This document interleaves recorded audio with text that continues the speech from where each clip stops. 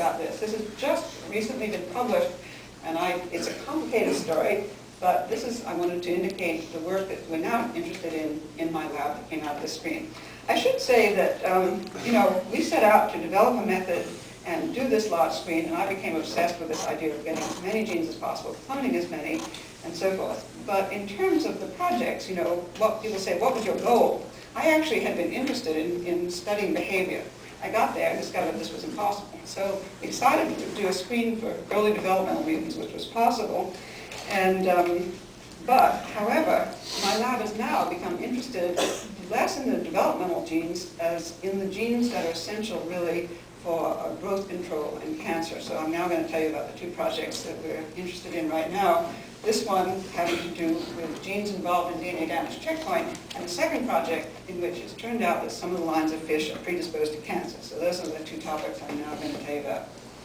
Okay, so it turns out that you can monitor the degree of cellular proliferation in zebrafish embryos by screening with an antibody to phosphorylated histone H3. And you see a picture that looks like this at about 32 hours of development. And the cells that are stained here are in mitosis, which is when this histone is phosphorylated. And it's about, I think it's about 3% of the cells.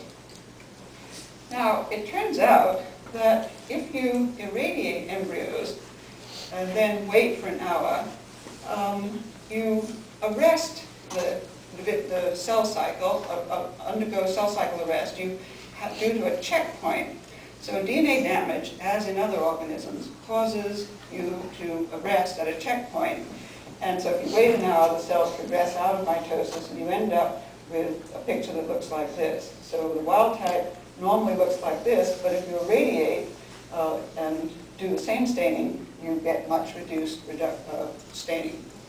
And this checkpoint is caffeine sensitive, which makes it similar to the mammalian G2M checkpoint, which is also caffeine sensitive. So this shows caffeine blocks that block. So that suggested that, of course, you could do a screen of our collection using that assays, that is to say a wild type normally without irradiation looks like this, with irradiation looks like this. If you had a defect in the ability to stop and check at the checkpoint, you would keep on going into mitosis, into the cell cycle, and you would not affect this picture, so it would look like that. I should say that a lot of genes that are involved in checkpoints are also involved in regulating the cell cycle. So you're really screening for genes involved in checkpoint and cell cycle here. So Chris Sansom had come to my lab, and he and Jackie and I had decided this was a worthwhile screen to do. But he selected, so he hasn't screened the whole collection. He screened about a third of the collection to look for mutations that had that effect on zebrafish embryos, mitosis after radiation. And he identified a set of genes, that mutants that are shown here. I have no idea why these lines have moved since this morning.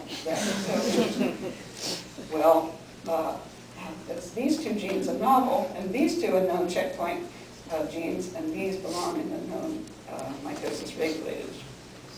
So Chris has been studying one of these two, as he calls them, MAI, mitosis after radiation phenotypes.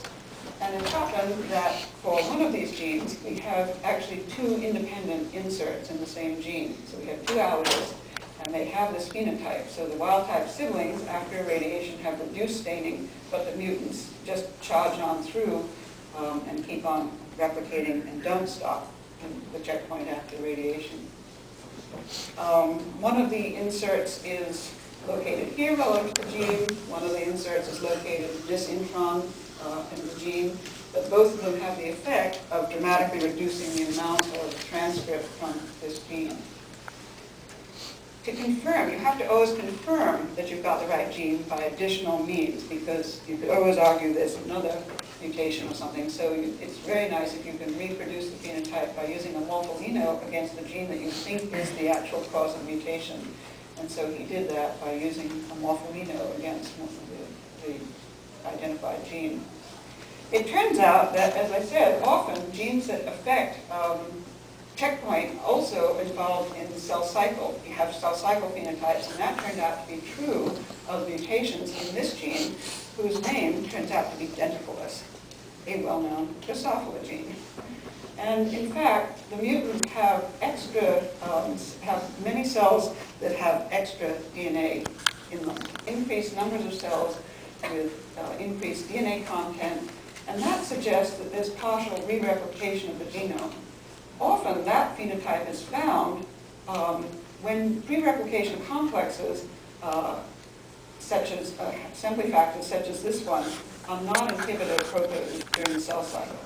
So Chris went on and did additional experiments to show that, in fact, this increase in cells was due to a delay in G2. And if you put all the data he had together at that point, it suggests that denticulus may be necessary to inhibit this factor after DNA replication, since similar phenotypes are seen when CDT replication is defective, for example, by depleting its inhibitor geminant or overexpressing CDT1 itself. So that became the idea that this was what this thing was doing. And this, again, is just a summary of the phenotypes of the DTL denticulus mutant in zebrafish, and it resembles this phenotype. So what is known about this? Well, CDT1 is one of these factors needed to assemble replication complexes, and geminant is its inhibitor. And so here's the zebrafish denticulus, and here are orthologs of the zebrafish gene in human, Drosophila, C. elegans, and Pombi. In Pombi, the corresponding gene is called CDT2. So once this was established, and these data and these homologies had been established, it became helpful because there was information from these other systems about CDT2, in particular from Pombi.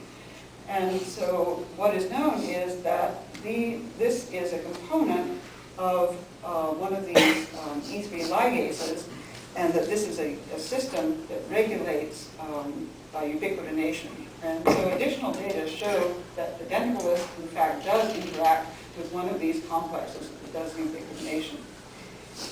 Furthermore, you could show that morpholino knockdown of this CDT1 rescues only the DTL Morton cell cycle defect. So I'm going very fast. I threw away the mutants that had these sort of nondescript phenotypes in which cells are dying.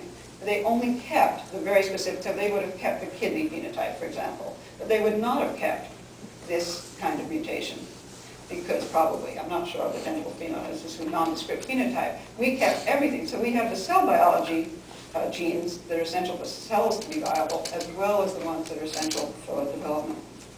So, having said that, I now move on to the final part of this talk. Okay, so we have these mutant lines with